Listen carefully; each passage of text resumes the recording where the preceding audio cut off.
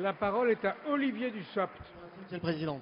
Monsieur le Premier ministre, quand on entend les réponses que vous faites à Jean-Marc Ayrault sur l'état des finances publiques, quand on entend les réponses que font vos ministres sur la santé, sur l'industrie, on a le fâcheux sentiment que vous êtes dans le déni de réalité.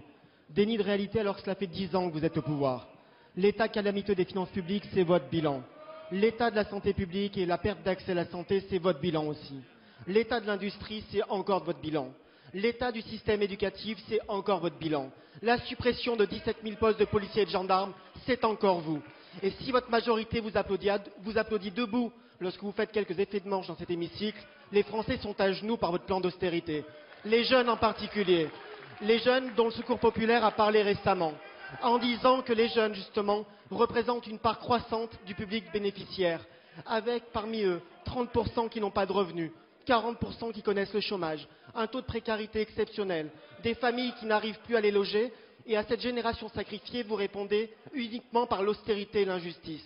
L'austérité en taxant la santé, en taxant les produits de consommation, et l'injustice en maintenant le paquet fiscal, en maintenant et en refusant de revenir sur les 75 milliards de privilèges fiscaux que vous avez accordés aux plus favorisés.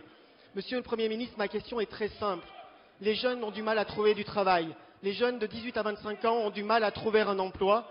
Vous consacrez l'argent public à aider ceux qui en ont le moins besoin. Quand est-ce que vous allez changer de politique, dégager des marges de manœuvre, supprimer des niches fiscales comme nous vous le proposons tout au long du débat budgétaire pour faire en sorte que cet argent public soit bien utilisé, soit utilisé pour permettre aux jeunes d'avoir accès à l'autonomie, à l'emploi et à l'indépendance.